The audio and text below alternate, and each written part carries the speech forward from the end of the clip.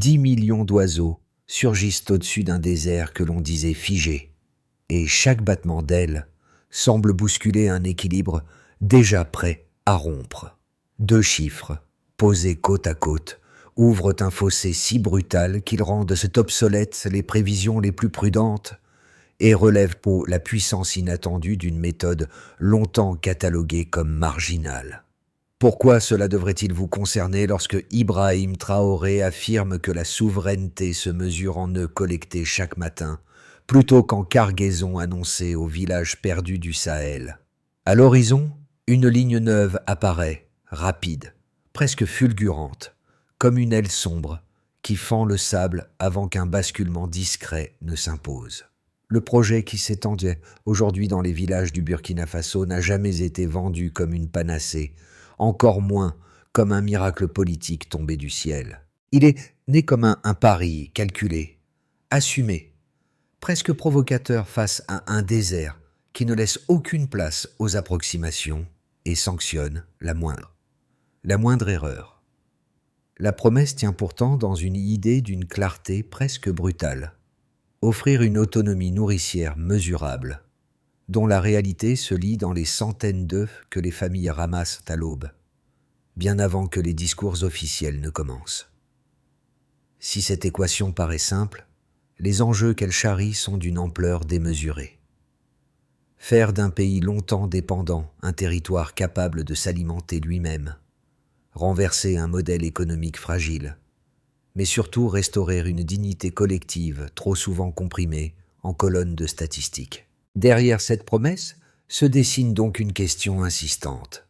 Jusqu'où peut aller un modèle qui prétend remplacer les cargaisons d'aide par une nuée de pintades élevées localement? Le premier signe de bascule est apparu bien plus tôt que prévu, lorsque les chiffres officiels ont signalé qu'en 3 mois seulement, plus de 600 couvoirs communautaires avaient été construits sans aucun financement étranger. Ce volume inattendu a pris de court même les partisans les plus enthousiastes, car il contredisait l'idée ancienne selon laquelle le Burkina Faso ne pouvait qu'importer près de 70% de sa viande pour nourrir ses foyers dispersés dans le Sahel. Ce renversement soudain apporte une première réponse à la curiosité ouverte par la méthode. Si une telle dynamique peut éclore dans un environnement aride, théoriquement hostile, alors elle peut se diffuser de village en village, jusqu'à redessiner la géographie alimentaire du pays. La chaîne causale s'assemble ainsi. Un couvoir surgit, des œufs apparaissent. Les marchés se réorganisent, la dépendance recule, les revenus locaux augmentent. Et cette progression engendre de nouveaux foyers capables d'entrer dans le cycle. Peu à peu, ce qui n'était qu'une structure de bois, de grillage et de ferraille devient un point d'inflexion, un pivot où la vulnérabilité se transforme en marge d'autonomie concrète. Dans ce contexte, la présence d'Ibrahim Traoré agit comme un repère, plus que comme un centre d'orbite. Il n'occupe peut-être pas tous les écrans, ne monopolise pas les scènes, mais sa ligne directrice, centrée sur la souveraineté concrète plutôt que sur les annonces, donne à ses couvoirs une portée symbolique inattendue. Ce n'est pas un programme de chiffres abstraits qu'il soutient, mais un réseau de petites unités capables de produire des œufs là où l'on attendait des cargaisons. Ainsi se construit, pierre après pierre, une nouvelle boussole pour un pays longtemps habitué à regarder le ciel en attendant l'aide extérieure. Dans les villages du nord, de Dorikaya à Arbinda, cette mécanique silencieuse s'est incarnée dans des gestes quotidiens bien avant d'être commentée dans les rapports. Les enfants relâchaient un peu. Les premières pintades au petit matin. Les femmes comptaient les œufs, les rangeaient, les échangeaient, tandis que les hommes réparaient les filets et clôtures, recréant une chaîne de travail que ni la faim ni l'insécurité n'avaient réussi à maintenir. La première illustration marquante vient d'un village proche d'Arbinda, où une coopérative de femmes a improvisé un enclos commun autour d'un ancien abri de fortune. Elles y ont rassemblé les œufs, organisé la rotation des soins et instauré un système d'échange simple. Une journée de travail contre quelques pintades, un registre minimal pour suivre les flux. Cette logique élémentaire mais stable a permis de lisser les périodes de manque et de construire un amortisseur social que les aides extérieures, ponctuelles et conditionnelles n'avaient jamais su offrir. Plus au nord, à Doricaya, un groupe de jeunes hommes, anciens déplacés internes, a transformé une zone autrefois désertée en espace de reproduction. Ils ne disposaient ni de machines, ni d'infrastructures sophistiquées, seulement de filets, de cages en matériaux recyclés et d'une volonté tenace de reconstruire un avenir arraché. Leur initiative a généré un petit surplus, suffisant pour alimenter les familles voisines et faire revivre un marché local assoupi. Ces deux scènes, modestes mais précises, montrent comment un changement profond peut émerger de structures légères dès lors qu'elles répondent à un besoin vital immédiat. Tout commence à l'aube, quand les premières scages s'ouvrent dans les villages du nord. La poussière se lève, les pintades s'élancent, en assaillant, les enfants courent derrière elles en riant. Et ce moment presque banal devient le déclencheur d'une séquence qu'aucun observateur extérieur n'avait anticipée. Il n'y a ni banderole ni caméra, seulement la lumière blanche du Sahel et le souffle discret d'un Paris fragile, transformer un désert en ferme vivante. Les jours suivants déroulent une routine nouvelle. Les premiers œufs apparaissent, peu nombreux mais réguliers. Les familles s'organisent. Les femmes tiennent les registres. Les hommes consolident les filets. Les enfants comptent les volets. Chaque geste ajuste le cycle. Chaque cycle nourrit le suivant. Et déjà, une rumeur se propage de village en village. Ça marche vraiment. Le climat change lorsqu'un chiffre se met à circuler dans les conversations locales. On parle de centaines de couvoirs en activité, bâtis sans financement extérieur, sans programme lourd, sans promesses conditionnelles. Pour un pays habitué aux cargaisons importées, ce nombre agit comme une déflagration silencieuse. Les marchés changent de visage. Les conserves s'effacent peu à peu des étals, remplacées par les sacs de graines, les œufs frais, les pintades troquées contre du mil. Les coopératives surgissent, les trocs reviennent, les échanges de travail se structurent. La télévision nationale montre pour la première fois non pas l'urgence humanitaire, mais la renaissance de places où la monnaie circule sous forme de travail partagé. Dans cette montée en tension, la parole d'Ibrahim Traoré sert de fil discret. Il intervient rarement, mais lorsqu'il affirme que se nourrir soi-même, c'est déjà se libérer, la formule se propage dans les marchés et les villages. Elle donne un sens politique à ce qui, au départ, n'était qu'une méthode de subsistance. Puis vient l'onde longue, l'aftershock. Dans les plaines du Sahel, les comportements se modifient. Les migrations ralentissent. Les foyers gardent leurs jeunes. Les revenus augmentent légèrement. Les repas gagnent en diversité. Les écoles adaptent leurs exercices en utilisant les œufs du jour pour apprendre à compter. Les filets se réparent comme projet collectif. Les surplus s'échangent avant d'être vendus. La mécanique est simple, mais parce qu'elle persiste, elle finit par convaincre et reconfigurer en profondeur la manière dont les communautés envisagent leur avenir. La séquence globale se lie à travers 3 deltas qui structurent le basculement. D'abord, l'accès aux protéines rurales a augmenté d'environ 12%, un chiffre modeste en apparence, mais décisif dans des foyers où chaque repas gagnant en diversité représente une amélioration nutritionnelle mesurable. Cette hausse se traduit par des corps moins fragiles, des enfants plus résistants, des journées de travail moins interrompues par la fatigue. Ensuite, le revenu moyen des ménages agricoles a progressé d'environ 8%. Là encore, la courbe ne donne pas l'illusion d'une révolution, mais indique une circulation monétaire interne plus stable entre villages. Quand la valeur ajoutée reste sur place, elle nourrit les ateliers qui fabriquent des cages en matériaux recyclés, les artisans qui renforcent les filets, les coopératives qui organisent le flux des œufs. Ce n'est pas une explosion de richesse, c'est une consolidation lente mais réelle. Troisième indicateur. Pour la première fois depuis 10 ans, la migration des jeunes vers les villes recule. Les données gouvernementales attribuent ce mouvement, au moins en partie, à la disponibilité locale de protéines et à la perspective d'un revenu stable, même modeste. Un jeune qui reste ne se réduit pas à une ligne statistique. Il devient un maillon supplémentaire d'une chaîne productive qui consolide la cohésion communautaire. Sur le terrain, les chercheurs observent aussi un phénomène biologique inattendu. Les fientes de pintade enrichissent les sols, augmentant leur fertilité d'environ 40% dans certaines zones suivies. Les plantes locales repoussent, fixent la poussière, retiennent l'humidité, fermant ainsi une boucle où l'élevage alimente la régénération des terres. Ces données ne racontent pas un miracle, elles décrivent une méthode reproductible en conditions minimales. Chaque œuf produit localement est un œuf qui n'a pas besoin d'être importé, et ce simple déplacement crée une marge économique inattendue dans des villages où chaque échange compte.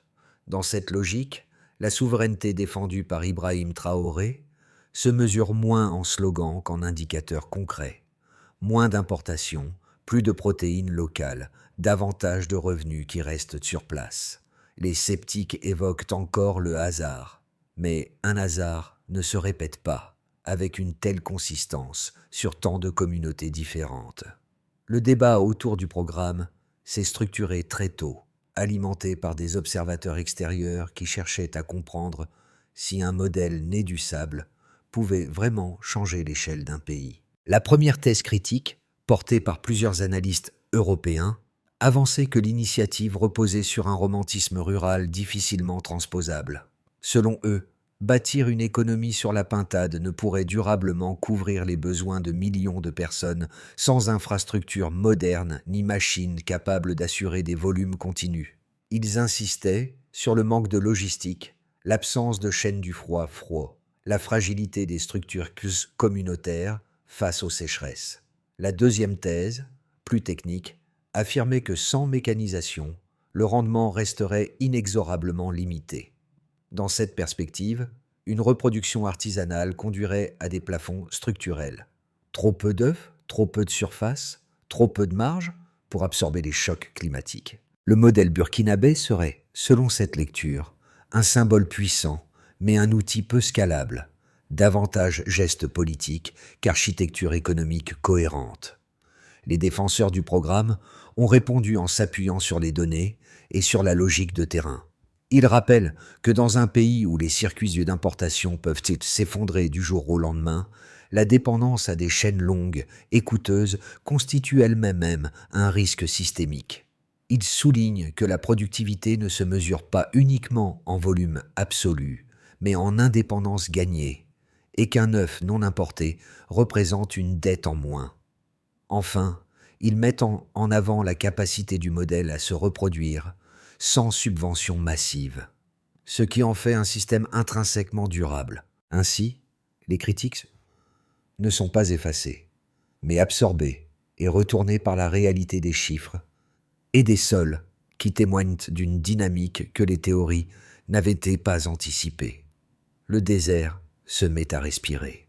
Cette phrase, murmurée d'abord par quelques coopératives rurales, a pris une dimension inattendue lorsque des images satellites ont montré des taches vertes se formant autour des couvoirs, dessinant des lignes irrégulières qui suivent presque la trajectoire migratoire des pintades. Ce n'était plus seulement un récit local, mais une transformation visible d'en haut, une réponse silencieuse du paysage à une multitude de gestes répétés. Dans les villages du Nord, les habitants parlaient déjà de renaissance, bien avant que les experts ne confirment le phénomène. Les pintades disséminent des graines, les sols retiennent davantage l'humidité, les plantes repoussent en bordure des enclos. Les ingénieurs y voient un effet biologique cumulatif. Les habitants, eux, y lisent un signe que leur terre n'est pas irrémédiablement condamnée. Soutenu par la ligne politique d'Ibrahim Traoré, le projet cesse alors d'être un simple modèle de subsistance. Il devient un point d'ancrage d'un dialogue inattendu entre pratiques humaines et intelligence du milieu. Un dialogue qu'aucun plan initial n'avait formulé, mais que la réalité impose désormais comme une évidence. À l'échelle nationale, la première conséquence tangible est une réduction mesurable de la dépendance alimentaire, estimée à un recul d'environ 9% selon le ministère de l'écologie. Ce pourcentage, loin des ruptures spectaculaires, marque pourtant un glissement structurel. Un pays, qui importait la majorité de sa volaille, commence à s'alimenter lui-même, un œuf après l'autre. Les coopératives se multiplient, les importations reculent. La balance agricole amorce une tendance moins déficitaire, portée par une coordination interne qui remplace progressivement l'attente d'interventions extérieures. La ligne assumée d'Ibrahim Traoré, qui fait de la souveraineté un indicateur à la fois économique et symbolique, trouve ici un terrain de vérification concret. Dans les dynamiques locales, les effets sont plus visibles, presque palpables. Les artisans fabriquent des cages, des filets, des outils de pesée. Les ateliers métalliques de Ouagadougou travaillent en retard, ressuscitant un tissu productif longtemps étouffé par la concurrence de produits importés. Les marchés se réaniment. On troque, on négocie, on vend des œufs frais plutôt que des conserves. Une économie parallèle naît de la récupération, du recyclage, de la débrouille, et c'est précisément cette économie légère qui soutient l'ensemble du système. Sur le plan social et démographique, la mutation est tout aussi profonde. Les écoles rurales intègrent l'élevage dans leurs activités. Les enfants apprennent à compter en manipulant les œufs. Du jour, les médecins constatent une baisse des carences. Les femmes, souvent premières gestionnaires des troupeaux, gagnent en autonomie et pèsent davantage dans les décisions communautaires. Les jeunes migrent moins, signe que l'avenir n'est plus uniquement perçu dans les villes lointaines, mais dans les villages où l'on peut désormais rester par choix. Enfin, à l'échelle régionale, le modèle burkinabé commence à essaimer. Le Niger, le Mali, le Tchad envoient dans des délégations pour observer de près un système reproductible sans subvention massive. La CEDEAO qualifie l'initiative de « laboratoire africain de résilience locale ». Des manuels sont traduits, les premiers échanges inter-Sahel se mettent en place. Le projet cesse alors d'être une expérience isolée pour devenir un prototype continental, offrant à d'autres pays un cadre concret pour repenser leur propre dépendance. À l'heure où le programme a déjà modifié les équilibres locaux, 3 trajectoires se dessinent pour les prochains mois. Dans le scénario de base, la dynamique actuelle se poursuit sans accélération spectaculaire, mais avec une cohérence solide. Les coopératives consolident leur réseau, les flux de pintade et d'œufs restent réguliers. Les revenus progressent à un rythme stable. Le pays maintient une autonomie alimentaire partielle, autour d'un seuil qui réduit durablement sa vulnérabilité aux importations. Les migrations rurales ralentissent davantage. Les effets écologiques observés autour des couvoirs s'amplifient lentement. Le scénario optimiste suppose un effet d'entraînement régional prononcé. Le Niger, le Mali et le Tchad adoptent le modèle coopératif, créant une plateforme inter-Sahel d'échange de savoir-faire et de couvoirs. Les sols du nord burkinabé gagnent en densité végétale. Les rendements se diversifient. La résilience écologique se renforce. Le Burkina Faso devient alors pionnier d'une écologie de souveraineté africaine, offrant un référentiel à ceux qui cherchent à lier sécurité alimentaire et régénération des terres. Le scénario pessimiste envisage au contraire des ruptures, tensions politiques, sécheresse extrême, circuits de distribution rompus. Certaines zones redeviendraient dépendantes de l'aide internationale. Les foyers les plus isolés perdraient leur surplus. Les marchés se contracteraient. Pourtant, même là, le modèle laisserait une trace durable. Une architecture simple, mémorisable, prête à être réactivée dès que les conditions le permettraient. Entre ces 3 chemins, une seule recommandation se dégage pour les décideurs, comme pour les communautés, y compris pour Ibrahim Traoré. Penser en termes de résilience plutôt qu'en termes de performance immédiate, car c'est la capacité à se relever, plus que la vitesse de croissance, qui déterminera la trajectoire réelle du pays. Ce récit, qui pourrait paraître lointain, atteint pourtant plusieurs cercles de spectateurs, chacun interpellé par un angle différent. Pour ceux qui regardent le monde par le prisme économique, l'expérience burkinabé pose une question directe. Comment un pays longtemps dépendant peut-il créer des marges d'autonomie sans capitaux massifs ni logistique industrielle lourde. Les chiffres sur la dépendance qui recule, les revenus qui augmentent et l'exode qui ralentit montrent qu'un système frugal peut tenir là où des investissements classiques ont échoué. Pour les observateurs sensibles aux enjeux sociaux, le pivot se trouve dans les trajectoires individuelles qui se croisent autour des couvoirs. Les femmes qui prennent la gestion des enclos, les enfants qui apprennent en manipulant les œufs, les jeunes qui décident de rester plutôt que de partir, donnent un visage concret à la notion de dignité retrouvée. Ici, l'histoire devient un miroir, celui de communautés qui se réinventent par leur propre force. Enfin, pour ceux qui lisent le monde à travers l'environnement, le programme révèle une dimension inattendue. Les tâches végétales autour des enclos, la fertilité retrouvée des sols, la dissémination des graines indiquent qu'un geste agricole peut provoquer, presque par accident, un début de régénération écologique. Ce public y voit la preuve que les transitions les plus durables émergent souvent de pratiques simples, répétées, profondément enracinées dans les besoins réels. À travers ces trois regards, une intuition commune se dégage. Un changement local peut devenir une leçon universelle lorsqu'il reconnecte les humains à leur manière de subsister. Dans sa 3e année, le programme n'est plus une expérimentation fragile, mais une méthode reproductible, structurée autour d'une séquence d'étapes que les coopératives comme les autorités locales appliquent de façon coordonnée. Cette organisation, soutenue par la ligne politique d'Ibrahim Traoré, repose sur une logique simple. Chaque district doit pouvoir lancer, suivre et mesurer son autonomie sans attendre de déclencheur extérieur. Première étape, l'identification locale. Chaque commune sélectionne un noyau d'une dizaine de familles prêtes à accueillir le premier couvoir, non pas en fonction de leur richesse, mais de leur cohésion. Deuxième étape, la formation. Les vétérinaires ruraux transmettent les bases de l'élevage, de l'hygiène et de la gestion partagée, avec des registres simplifiés, accessibles à tous. Troisième étape, la production et le suivi. Chaque foyer démarre avec un petit nombre d'oiseaux et un objectif annuel clair, tandis que des inspecteurs communautaires observent, corrigent et accompagnent plutôt que sanctionnent. Quatrième étape, la redistribution et la croissance. Une partie des œufs est redistribuée aux familles voisines, créant un mécanisme d'expansion organique sans dette. Cinquième étape, l'évaluation.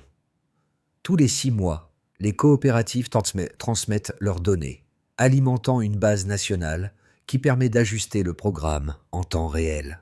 Ainsi, la souveraineté cesse d'être un slogan abstrait pour devenir une pratique mesurable, répétée, transmissible. Au crépuscule, lorsque les pintades d'Amina Senou regagnent leurs abris de fortune, quelque chose rappelle les premières scènes observées dans les villages du Nord. Les filets raccommodés à la hâte, les cages improvisées autour desquelles les familles se sont rassemblées pour relancer la vie. Ces images modestes servent aujourd'hui de fil rouge à un récit qui dépasse les tableaux statistiques. Derrière chaque enclos se tient une conviction partagée, celle qu'Ibrahim Traoré a formulée sans emphase. Un peuple peut se relever sans demander la permission s'il reprend le contrôle de sa subsistance.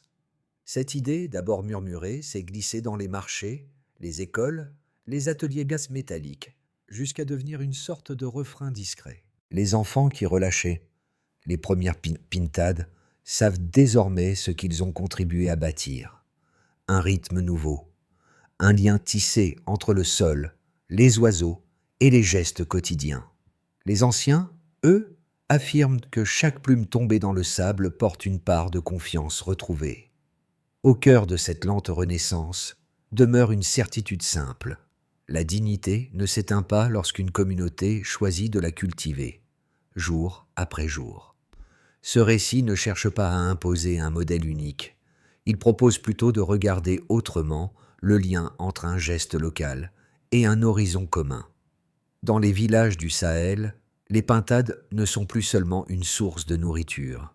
Elles sont devenues un langage discret, une manière de dire que la dignité peut naître de pratiques patientes, partagées, répétées, jusqu'à devenir une habitude collective. Leur histoire, transmise de foyer en foyer, rappelle que les transformations profondes commencent rarement par de grands projets, mais par une addition de petites décisions prises par des communautés qui refusent d'attendre un sauveur extérieur.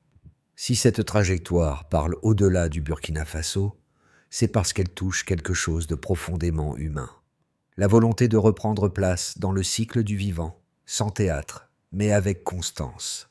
Si ce chemin vous inspire, vous pouvez prolonger le mouvement en faisant circuler ce récit, en l'utilisant comme point de départ pour repenser vos propres manières de soutenir la résilience autour de vous. Dans un quartier, un village, une école, un simple jardin partagé.